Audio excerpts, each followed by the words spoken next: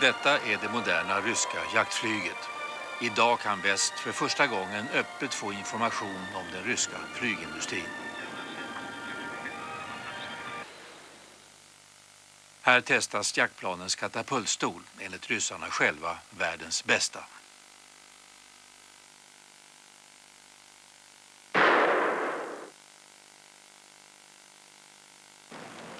Den räddade livet på den ryske piloten vid en flyguppvisning över Paris för 8 år sedan.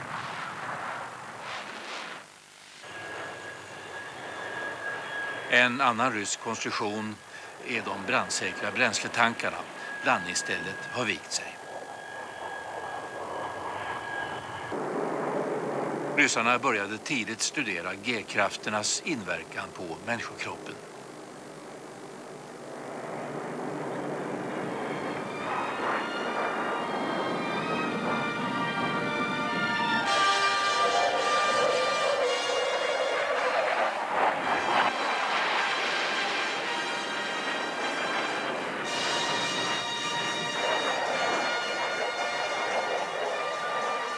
Supermakter i skyn.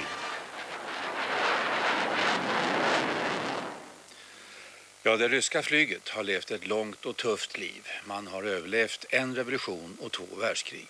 Och så Stalins utrensningar som drabbade flygindustrin mycket hårt, trots att diktatorn själv var oerhört intresserad av flyget för sin propaganda. Kommunismens överlägsenhet skulle alltså avspeglas i allt större och starkare flygplan. Och fram till det kalla krigets slut så var allt topphemligt och ingen västerlänning fick förstås komma i närheten av flygbaserna. Men idag är de hemliga baserna utanför till exempel Moskva inte längre hemliga. Mot kontant betalning så kan man få flyga de senaste ryska superplanen. För drygt 90 000 kronor så får man rulla runt i skyn i ett MiG-jaktplan och känna på G-krafterna. Och som vi strax ska se så kan man till och med låta en före detta fiendepilot sitta vid spakarna. Vi ska visa ett amerikanskt reportage och det speglar förstås USA-synen på den forna supermakten. Programmet är en samproduktion mellan den amerikanska Nova-redaktionen i Boston och så Vetenskapens värld.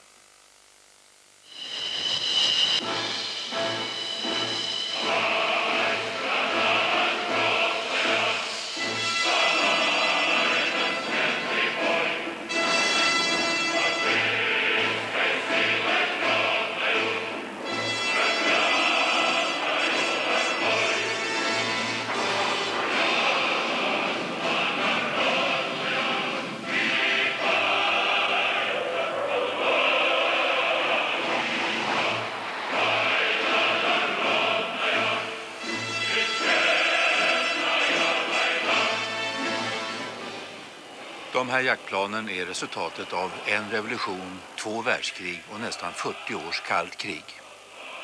De var det sovjetiska flygvapnets stolthet.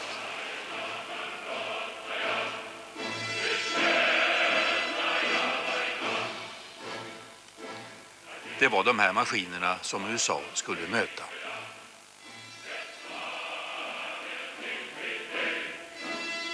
Och nu kan väst för första gången i detalj studera det flygvapen som Sovjetunionen byggde upp.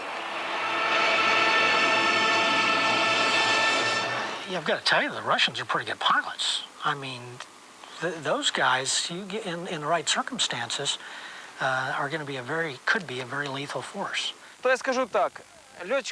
I'll put it this way. A pilot in an F-18 and a pilot in a MiG-29 should be friends. I wouldn't want them to come into conflict with each other, to fight against one another. They're no dummies. I mean, those are some pretty smart people over there and heroic people. Kanske hade kampen blivit jämn, men de båda sidorna skulle ha betett sig på helt olika sätt.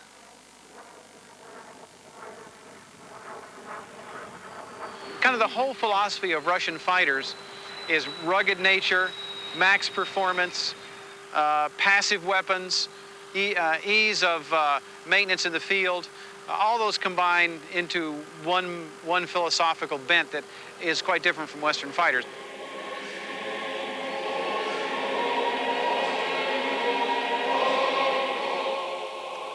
Flygtekniken anses till och med överträffa den västerländska på vissa områden. Men den praktiska tillämpningen uppfattas som primitiv av västerländska observatörer.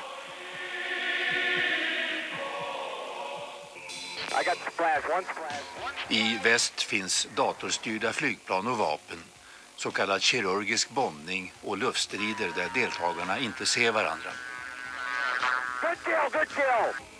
Ryssland har inte samma höga nivå när det gäller elektronisk krigföring och har för närvarande svåra ekonomiska problem.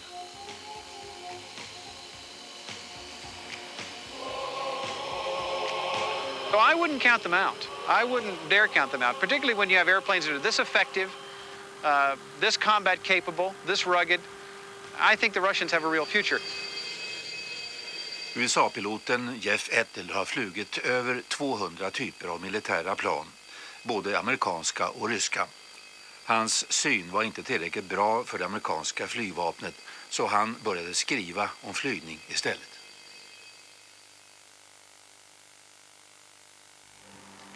Han har kommit till flygbasen utanför Moskva för att flyga Rysslands mest avancerade jaktplan.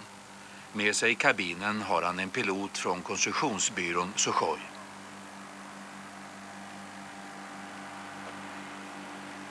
Han ska provflyga en fullt utrustad Su-27. Det 25 ton tunga jaktplanet har en toppfart på 2700 km i timmen. Maximihöjden är 18 000 meter. Det är ett av de snabbaste accelererande jetplanen i världen. I would say the first third of the airplane is very, very finely built. It's smooth where it needs to be in the airflow. The last two-thirds of the airplane is very rough. It doesn't need to be built like a Cadillac. So they pretty much refine it where it needs to be and leave the rest of it alone. Det här är vad de ryska jaktpiloterna nu har till sitt förfogande. If anything, Russian airplanes are brute force. They're just absolutely the epitome of power.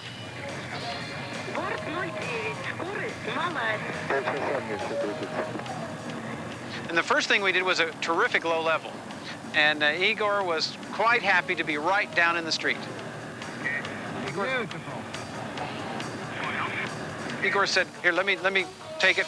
We went down into a riverbed. And I mean so low that we could see the distinct trees coming by on either side of the riverbank.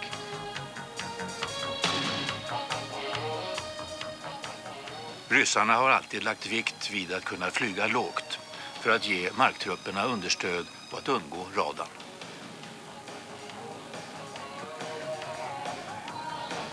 Then just pointed the nose up, went into afterburner, punched through the cloud deck. And the first thing we started to do was a series of rolls. I show you turn with afterburn, okay? Pulling high G in this airplane did not seem to be as uncomfortable to me as maybe in some other airplanes. Probably not as good as an F-16 because you're lying down a bit, but certainly easier than most airplanes that you sit up in. A little over two. Quite frankly, the capability is turned very fast, very tight, low. And that's an important capability for evading enemy aircraft fire, enemy missiles.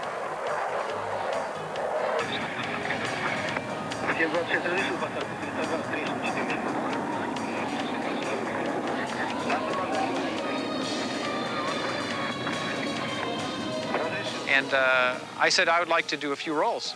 He said, fine, we'll just do them over the runway. I said, no, I mean a couple rolls. No, just fly to the runway. I'll give you the heading. And then when you come down, I want you at 50 meters or less.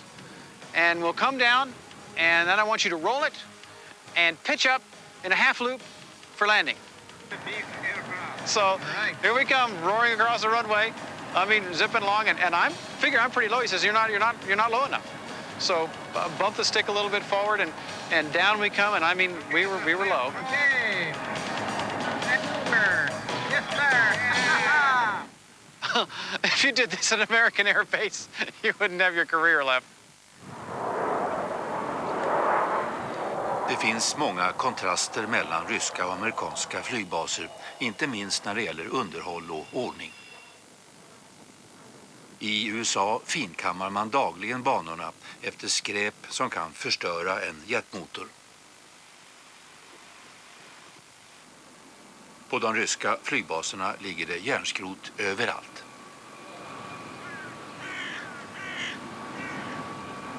Gräset får växa högt och det finns gott om fåglar som kan förstöra en motor.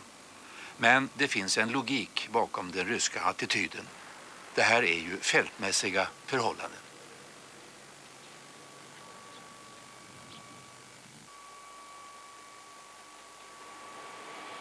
Walking around a Russian air base is quite a unique experience for an American who is used to seeing everything picked up and nothing that can get in the airplane. And here that isn't the case. It doesn't need to be. De ryska jetplanen ska fungera under primitiva förhållanden. Galler av titan skyddar motorernas luftintag. MiG-29 har luckor som hindrar skräp från att sugas in vid starten. Istället så tas luften in genom springor i vingarnas överkant. They build airplanes like tanks. The U.S. Air Force and the West builds airplanes like fine watches.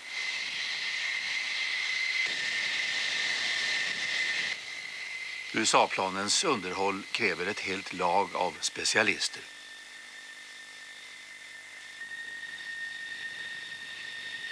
Det handlar om flottans F-14 och om F-18 som fungerar bra både vid anfall mot markmål och vid luftstrid.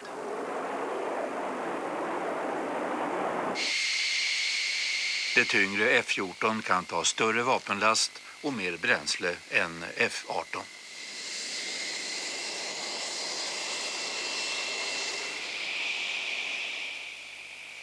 Amerikanska flygvapnets förnämsta jetplan är enmotoriga F-16.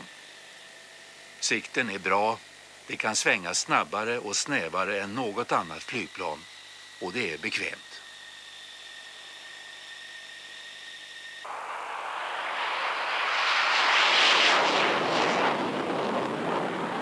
The F-16 is the Porsche of airplanes. I mean, it handles great, it goes fast, it feels good.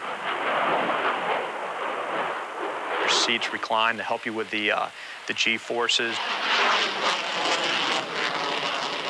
Everything's right out here like a big video game, and it's a sweet ride. Men ryssarna undrar om de här planen verkligen skulle klara krigets påfrestningar. Our military aircraft was designed for battle. It's built for war, not to just stand there and look pretty. Here, behind me, you have an example of this. You can't break this plane. You could land it on its fuselage and they'd come out, pick it up, lower the landing gear, clear the engine, and you could take off again. We go at it with a scalpel, trying to very, very carefully hone the capability, build the weapon. They go at it with a sledgehammer. 2 konstruktionsbyråer är ansvariga för de ryska jaktplanen. Mikoyan har skapat MiG-29 för närstrider i luften.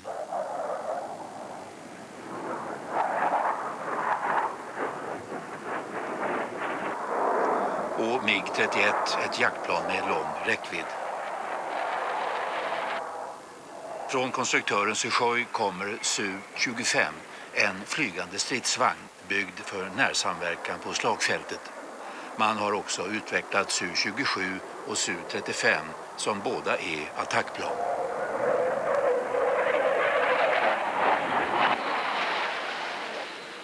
Ryssarna hävdar att de har den bästa katapultstolen i världen. Stolen skjuts ut med en kraft av 20 G. Armar och ben är fastspända.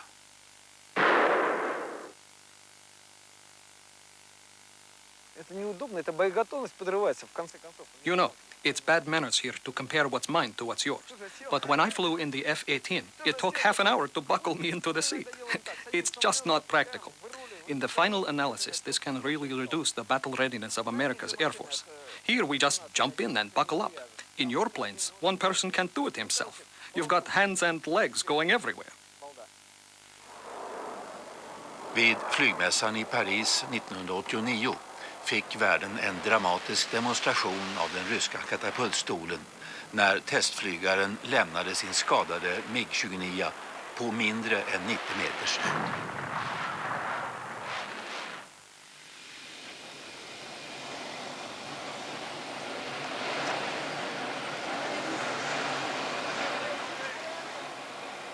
Och han klarade sig oskadd.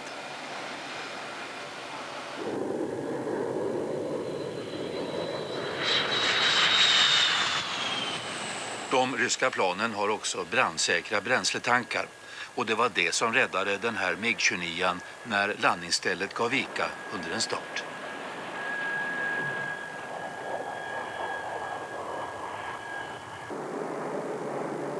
De ryska testpiloterna var bland de första som utsattes för extrema G-krafter innan man förstod vad de hade för inverkan på kroppen.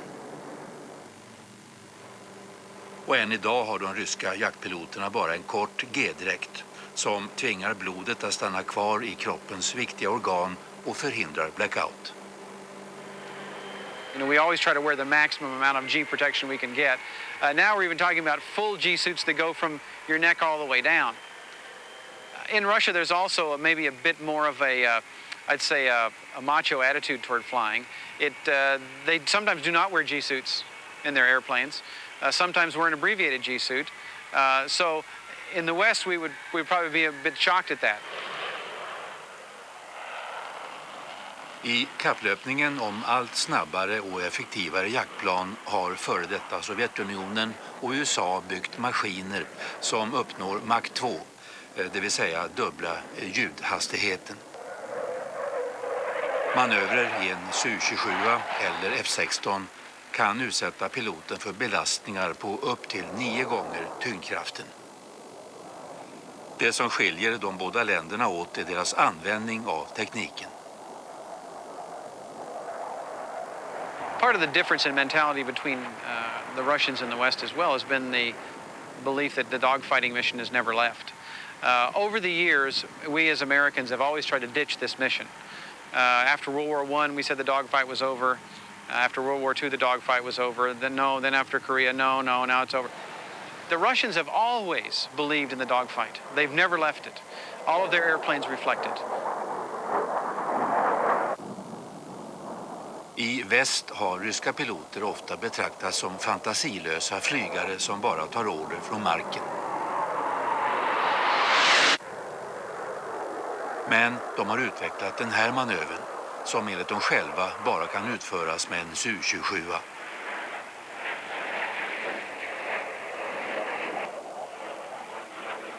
Den kallas för kobran därför att planet liknar en kobra som är beredd till attack.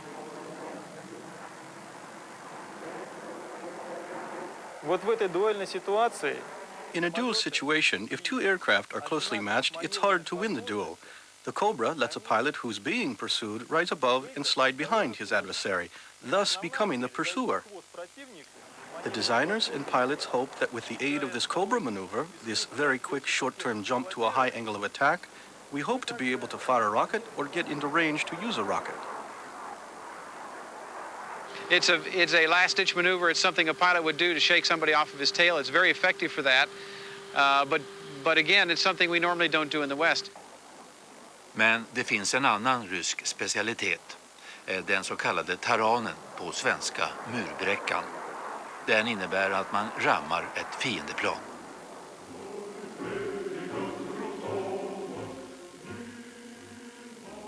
Taranen skapades under första världskriget när en pilot körde in propellen i stjärtfenan på ett österrikiskt bombplan. He did this because he ran out of ammunition. And Nesterov, the practitioner, the pioneer of this technique, died, but his example lived on.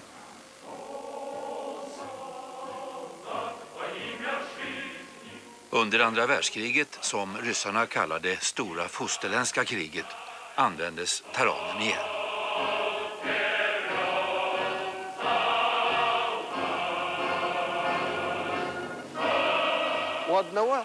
One has run out of ammunition.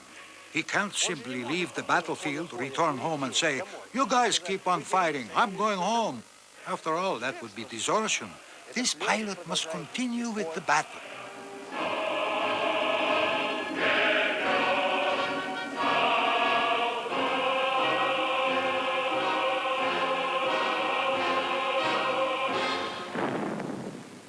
Нужно было, как говорится, ненавидеть своего противника так, They had to hate their enemy a lot to be capable of doing this, and we call the pilots who were capable of doing this strong in spirit.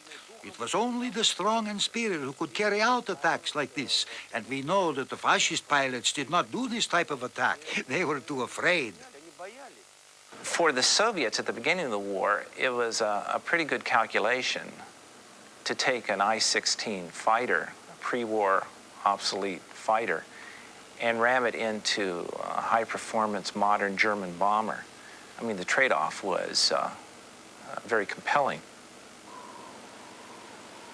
And awaiting you would be the highest award the Soviets gave, Hero of the Soviet Union.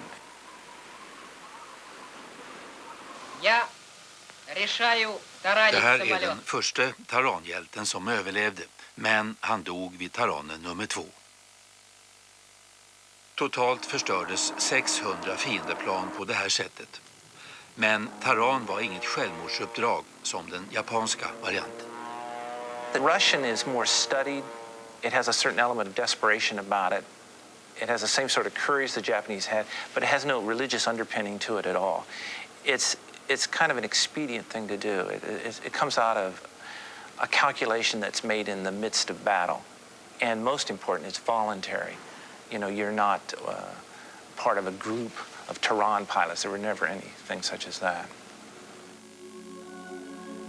Rysslands väg till högteknologin har gått genom en revolution, 2 världskrig och så Stalins utrensningar.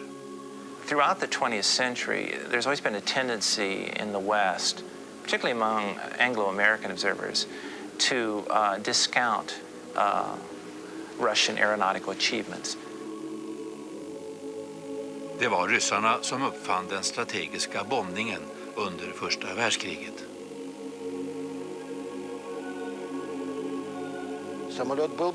The plane was big, it was huge. In fact, it was the first really big airplane in the world.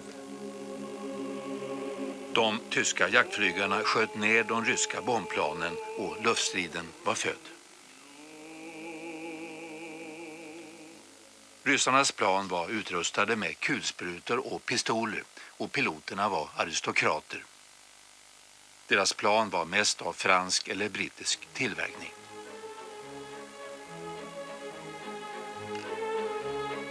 Under inbördeskriget i Ryssland deltog en del av flygarna på den vita sidan och en del på den röda. 1917 övertog kommunistregimen luftstridskrafterna och skapade piloter av ett nytt slag.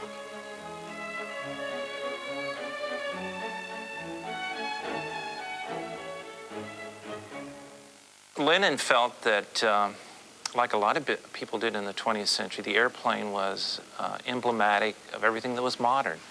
So the Bolsheviks did show an early appreciation of aviation, and later on under Stalin, they of course would showcase it as one of the great achievements of the Bolshevik regime.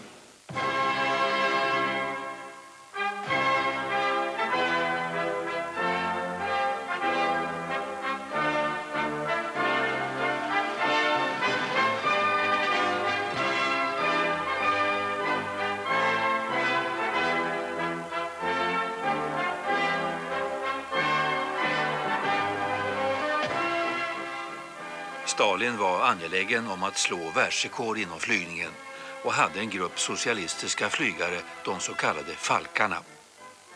Samtidigt som Stalin arrangerade propagandanummer så såg han till att misshagliga personer försvann från flygverksamheten. The officer corps was just decimated. And great designers like Andrei Tupolev, who designed all those marvelous aircraft, including the Maxim Gorky and the bombers, he was also arrested. And between 1939 and 41, he was put to work in Moscow in a prison workshop In our worst moments, we never treated our aeronautical community that way. Stalins flygvurm fick sitt mest absurda uttryck i den enorma 70 ton tunga Maxim Gorki. Planet hade röda vingar, 8 motorer och högtalare för propaganda. It ended an ill-fated flight in an aerial demonstration when a smaller aircraft endeavored to do a loop over the Maxim Gorky and crashed into the wing. I juni 1941 slog Nazityskland ut nästan hela den sovjetiska luftflottan när den stod parkerad på marken. Det var ett förödande slag mot Stalin och det sovjetiska folket som trodde att deras flygvapen var oövervinneligt.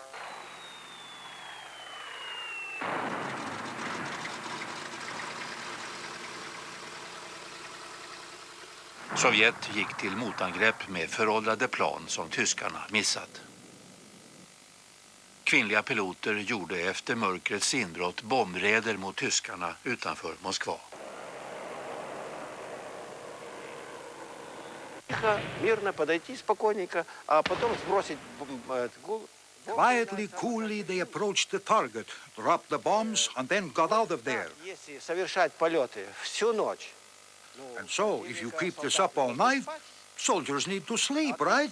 But then, after a while, regular as clockwork, he's just on the verge of sleeping, and here comes another bombing raid, and it wakes him up. And then they bomb him again, and so it continues all night. And so, those girls of ours, the ones that flew the Po-2s, they were called the Night Witches. It's all a matter of tactics, right? Tactics turned out to make all the difference. Man tog också tyska plan, målade över nationalitetsbeteckningarna och använde dem mot tyskarna. Ryssarna demonterade också de tyska planen för att se efter varför de var så bra.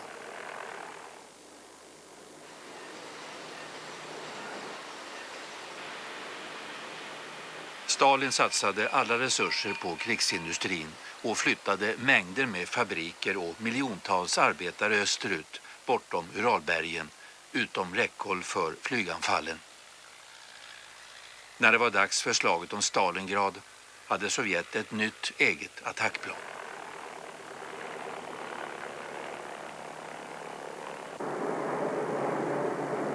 Sometimes machine gun fire at oblique angles would just bounce off the aircraft. It was very sturdy, very difficult to shoot down because of its resilience.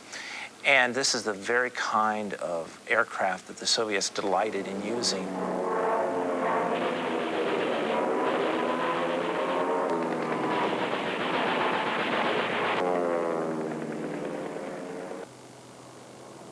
Småningom besegrades Luftwaffe av de sovjetiska jaktflygarna. En av deras stjärnpiloter hade skjutit ner 59 tyska plan.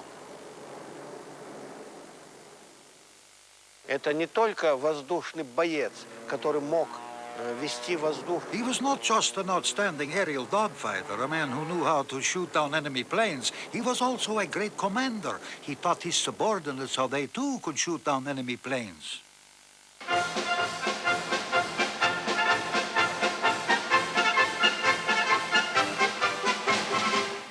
Pushkin was once asked, having downed 59 German aircraft, why he never used the Tehran.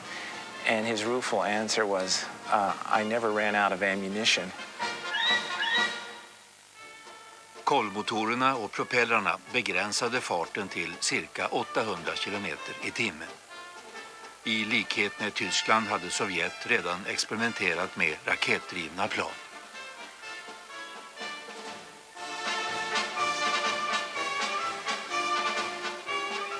Men raketplanen var svåra att styra. Det behövdes en ny form av framdrivning, turbojetdriften. 1947 skänkte England Sovjet världens då bästa jetmotor tillverkad av Rolls-Royce. Stalin undrade vilka kan vara så dumma att de ger oss sin bästa motor. Once they acquired these engines, from the British. They were able to upgrade them, improve them in terms of their metallurgy. They were very advanced. And so by the time you get to the Korean War, they have jet engines that are equal to, or in some cases maybe superior, depending on what you're talking about, to what the Anglo-Americans might have had at that time. That ever since World War II, the Soviets had been building their military strength. Their threat of world domination was real.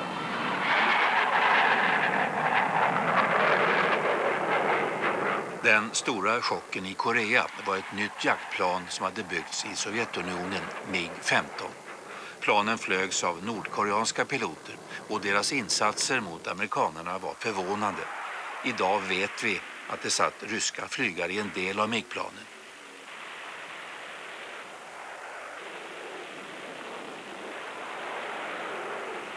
The Russian participation in the Korean War, even today, is a shadowy episode.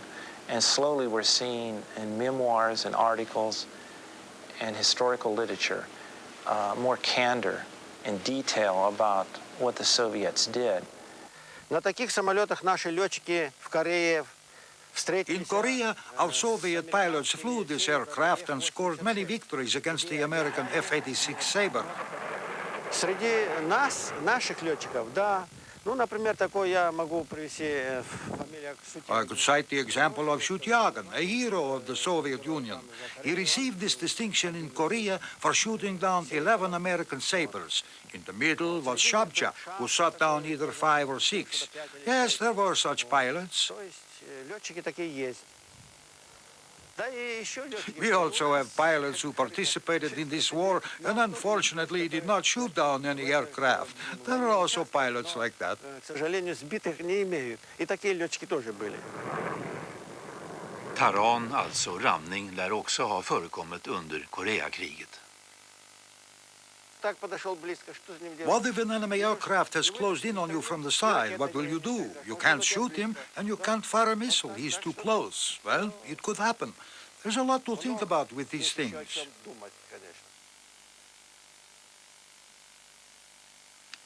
Men idag känns begrepp som taran avlägsna. Sedan det kalla kriget tog slut har ingen deras sidan längre någon klart definierad fiende. Роковая на нем печать, розу белую с черной жабой. Я хотел на земле... Det här är dagens ryska piloter som har fest. I Ryssland är det inget konstigt med att man festar ena dagen och sen går upp och övar luftstrid morgonen därpå.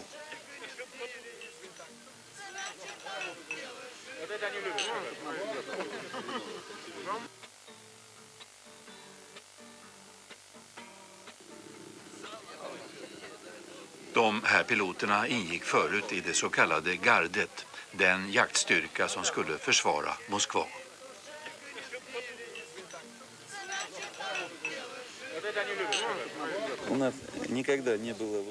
Generally speaking, we never had hostile feelings toward the American people nor toward American pilots. Decent people are valued by all of us, and so it turns out we were not enemies. The Cold War was not between the people of America and the Russian people. It was between Russian and American politicians.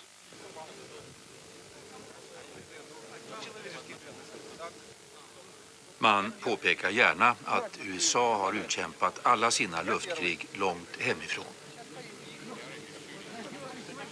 Такого истинного врага вообще русский народ, сам русский народ, он никогда... The Russian people never go looking for enemies because our history has been so very bloody. And so there are no major plans, since we are purely defensive, not offensive forces.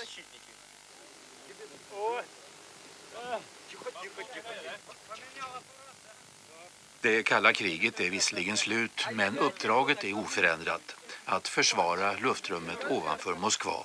Basen ligger i Kobinka, väster om huvudstaden.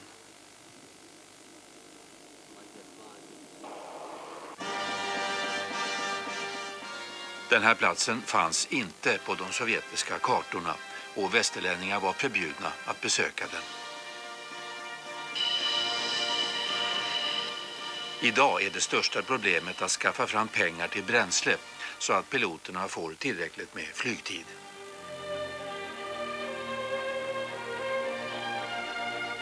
För att finansiera sina flygövningar så deltar därför piloterna i flyguppvisningar.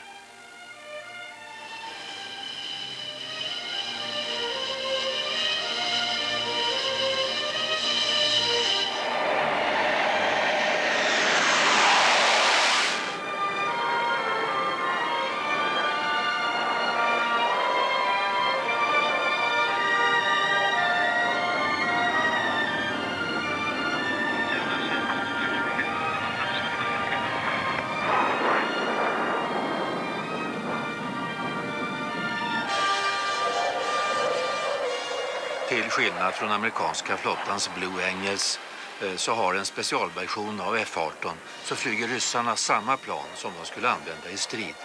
Och de varvar avancerad flygning med luftstridsövningar.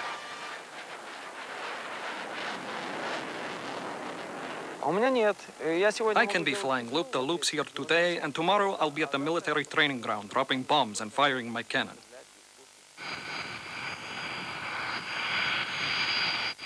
And also, our aircraft aren't sports aircraft. They're military aircraft. At any time, we can just load up some rockets and take off without any downtime in between. Chefen för luftens husarer har fått den högsta utmärkelse som en stridspilot kan få, bäste prickskytten på svenska. То я могу 3-4 снарядами поразить эту цель. То есть мой опыт мне позволяет точнее прицелиться. That means that I can place 30 of 30 warheads right on target. My experience allows me to sight better than most pilots and destroy the targets. I don't have any problem whatsoever with destroying moving targets. I'll fly in, it'll only take me 2 or 3 rounds and I'll take care of it. That's why I'm a Lyotchik sniper.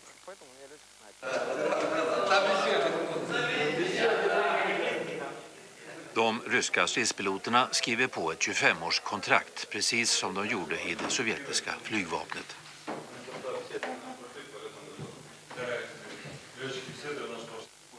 Och utbildningen är ungefär densamma nu som då.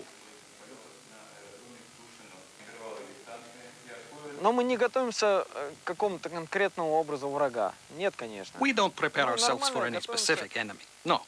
We prepare ourselves to be ready to fight. Whom we fight does not matter. What difference is there? I mean, the maneuvers will be the same. The tactics will be the same.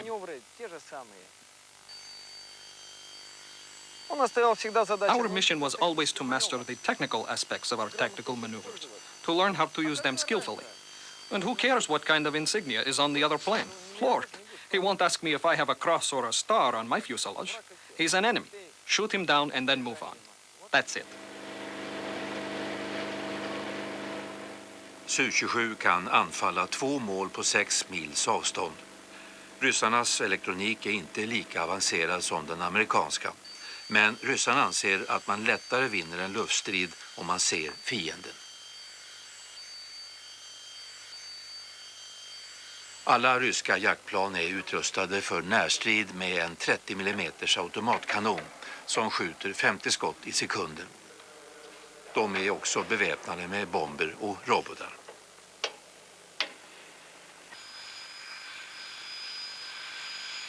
Ryssarna är övertygade om att luftstrider alltid kommer att innebära närkontakt. Därför förbereder sig jaktpiloterna genom att öva luftstrid på nära håll med varandra.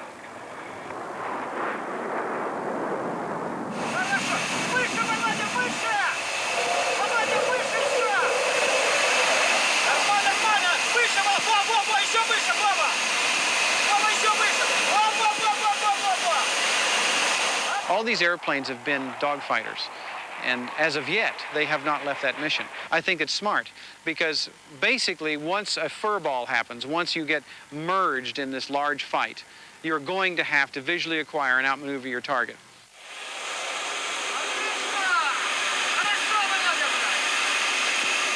Utbildningen innehåller manövrer som alla förväntas behärska. En av dem kallas klockan.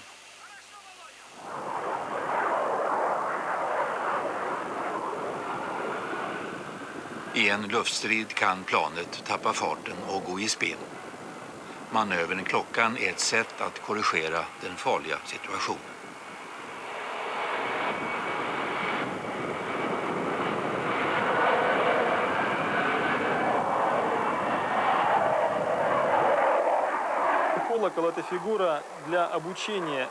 The bell is a maneuver for training pilots how to control their plane at zero airspeed, so they won't be afraid of these speeds and will know what to do if they encounter them. This kind of situation, a loss of airspeed, can happen in aerial combat. Det börjar med att planet så att säga hänger vertikalt i luften. När tyngdkraften drar ner den mot marken så riktar piloten nosen neråt, startar motorn och häver situationen.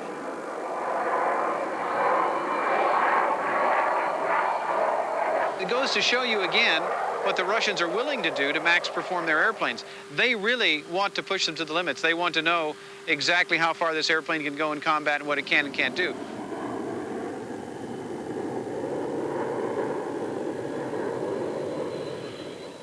Trots att det kalla kriget är slut betraktar fortfarande USA och NATO Ryssland med en viss misstänksamhet. Ryssland säljer jetplan till länder som inte är vänligt sinnade mot väst. I don't trust anybody unless they're wearing their stars and stripes. I mean, you just don't know who your enemies are going to be tomorrow, the day after tomorrow.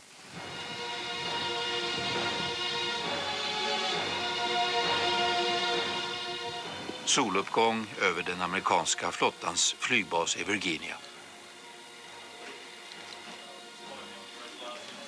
Här övar en grupp jaktpiloter strid mot en okänd fiende i ett ryskt flygplan.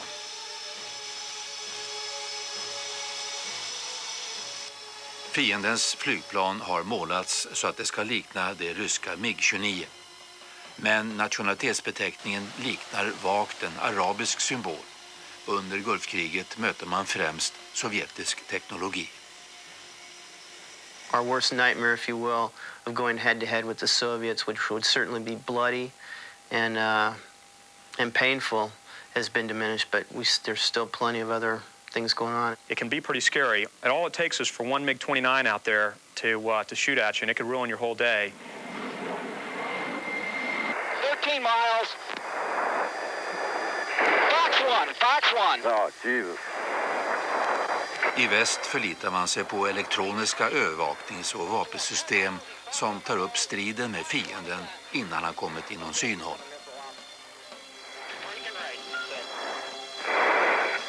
Good hit on one. Roger that. In other words, we want to just fire our weapons and kill him before he even knows we're there. Certainly you need high technology. You need equipment that's going to work right. You need to be able to reach out and touch somebody. But what you can't forget is that you have to be able to train.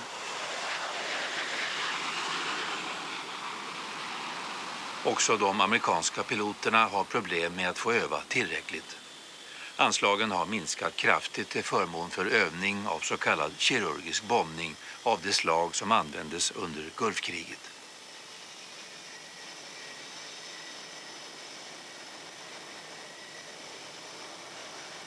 We've just stood down all the aggressor squadrons in the Air Force. There are none.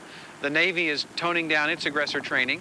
Somebody famous said, and I don't know who it is, you fight like you train, and when you quit training, you're going to lose that edge. You're going to lose that war-fighting capability. And I think that the worst thing that they could do would be to shut these adversary squadrons down. Det kalla krigets slut har medfört att de båda tidigare fienderna nu står inför samma ekonomiska dilemma. Som många gånger förr har ryssarna klarat ett svårt läge genom en praktisk lösning. De skaffar sig inkomster genom att sälja flygturer i sina stridsflygplan. Power of this. Oh, it's almost beyond description.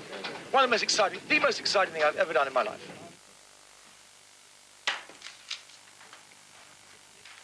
Nu invaderas den en gång så hemliga ryska flygbasen av västerlänningar. The person who is not quite ready for G-loads, there may be the instant loss of eyesight. Oh, okay. But it will pass very quickly. You won't even notice it. John Karasawa från Kalifornien kunde inte motstå frestelsen att få flyga ett riktigt jaktplan för 90 000 kronor. 144 на 97. De övriga kraven var måttliga, bara en ytlig läkarundersökning. Sen försäkrade piloten att han skulle få en omskakande flygtur. Okay. Immelman is you make first half of the loop and then half roll. This is Immelman. And so on. Okay. All others I'll explain you. Okay. We'll mention the order of ejection once more. And then we'll fly. Okay. If you're ready, we'll go and change. I think so.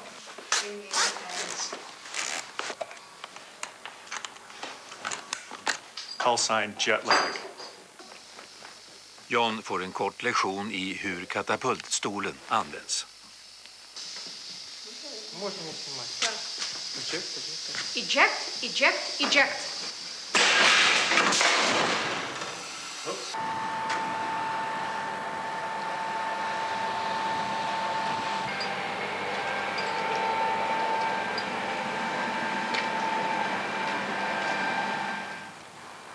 Sen återstår bara en liten detalj. Att skriva under det formulär som fritar ryska flygvapnet från allt ansvar för eventuella skador.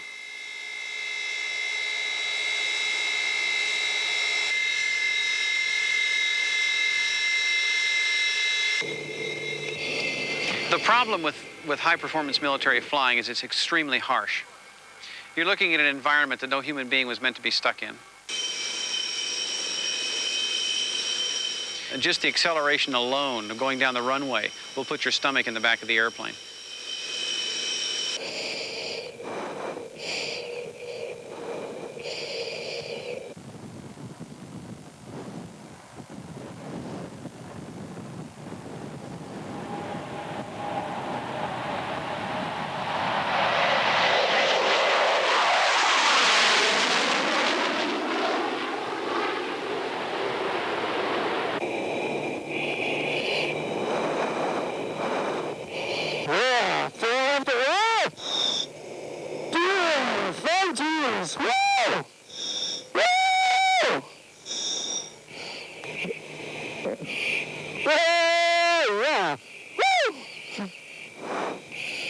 You put a person in an airplane like this, and their inner ear spins, they're pulling many G's, they're going upside down.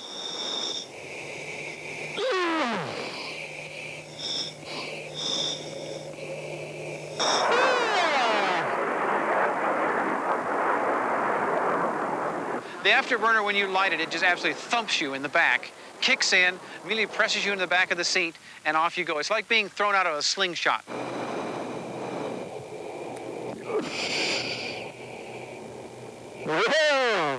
The problem is that most people don't realize how violent it's going to be.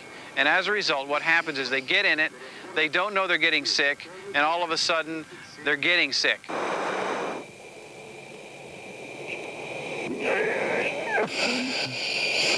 And before you know it, they're back there. Then, a little too late, they're throwing up in a mask. And I call this kind of the zoom, boom, throw up in your helmet ride, which is a terrible thing to do to a human being, really.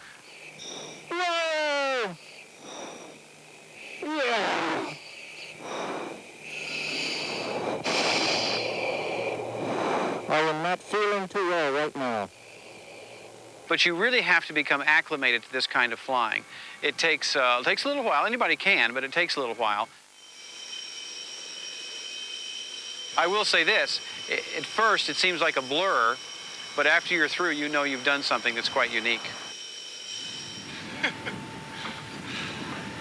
I'm a little bit woozy. I don't know if I can get out of the plane just yet.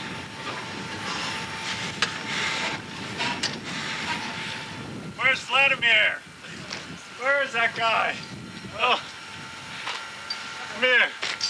Thank you. How are you? Very good. Good. Vladimir, you can be my wingman anytime.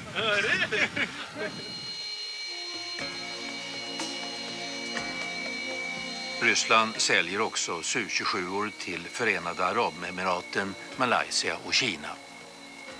Kineserna börjar sedan tillverka dem på licens.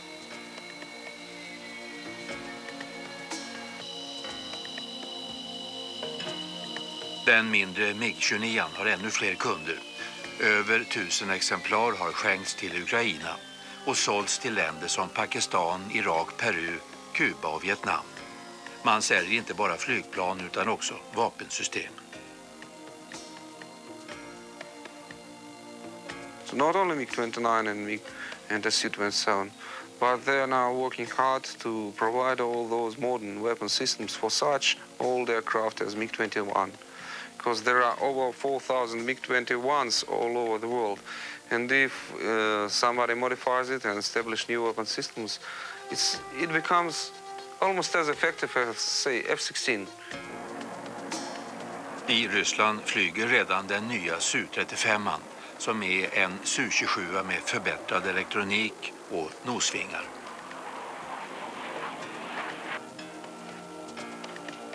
Det ryktas också om att ryssarna utvecklar ett nytt jaktplan med så kallade stealth-egenskaper liknande det amerikanska. Some new technologies are coming and they're very close, which will allow also to change the whole conception of a maneuverable fighter. Utvecklingen av det ryska flygvapnet har inneburit stora offer, både ekonomiska och mänskliga.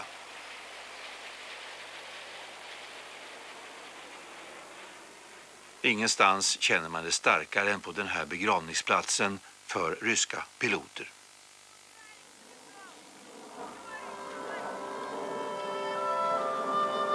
This is the memorial cemetery in Zhukovsky. This is a holy place in the town. This is the place where test pilots are buried.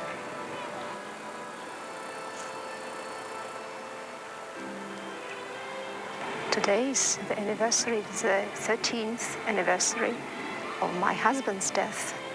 He was killed in an air crash 13 years ago on that particular day. That's why I'm here. The families come to the graves, to the tombs. Pilots, friends come and recollect some scenes from the pilot's life, a lot of recollections.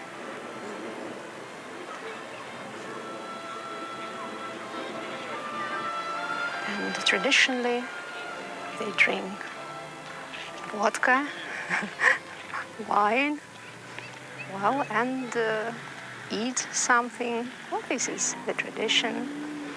If something is left in the glass, well, usually they leave just several drops of vodka at the bottom, and then they pour it on the grave. En skål för stupade kamrater.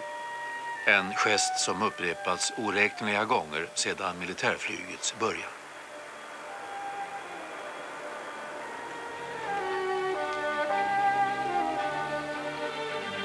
I was talking with one of the Russian pilots yesterday before we flew, and we were saying how sad it is that we love to fly machines that kill. The reality is the best machines, the most beautiful machines are designed to kill.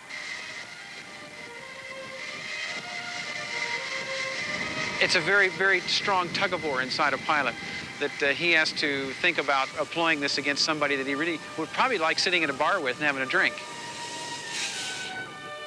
We wouldn't look forward to a conflict. If they ordered us to do it, well, then of course we would. But I personally wouldn't want to. Pilots all love flying. That's what they love more than anything else. They don't love killing. That's not the issue. But to fly the most advanced and most wonderful airplanes, where are they? They're in the military. So you gravitate toward those powerful, beautiful, sleek airplanes. De påfrestningar som det ryska flygvapnet har utsatts för under hela sin konfliktfyllda historia tycks bara ha gjort det än mer effektivt. Trots den ekonomiska och politiska krisen så tänker Ryssland inte ge upp sin ställning som en av de ledande nationerna inom militärflyget. Och man följs noga av omvärldens tekniska expertis.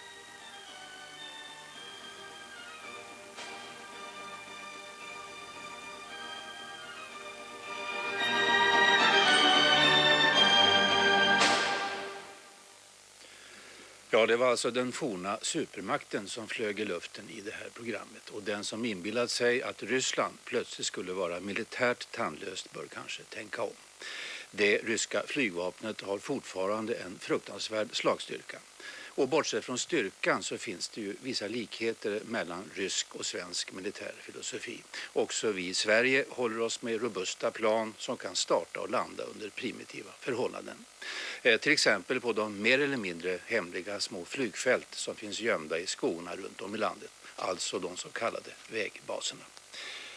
Och med detta konstaterande så lämnar vi dagens flygande supermaskiner. Vi ska istället förflytta oss långt bort i Asien och långt tillbaka i tiden.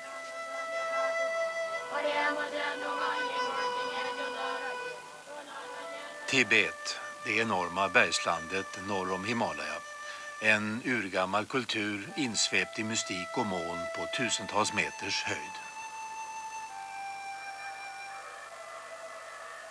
Varje år samlas tibetanska buddhister till sin heligaste ceremoni. Deras ledare är Dalai Lama som återfötts 14 gånger.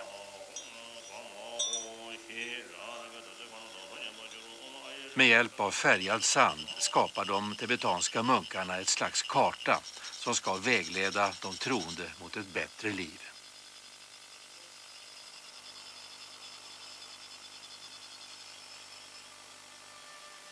Det är ett förgängligt konstverk i sand. Pilgrimerna köar i dagar för att få en glimt av det.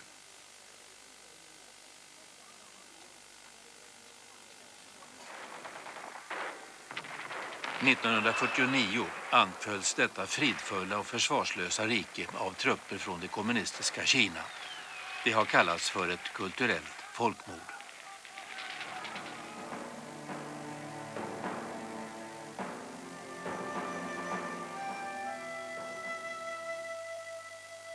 Dalai Lama tvingades fly till Indien och finns där än idag tillsammans med 100 000 anhängare.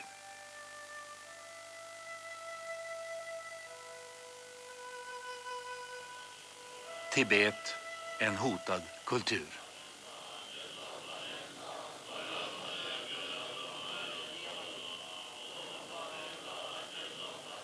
Och om detta ska vi alltså berätta mera om i nästa Vetenskapens värld. Tack för oss och god afton.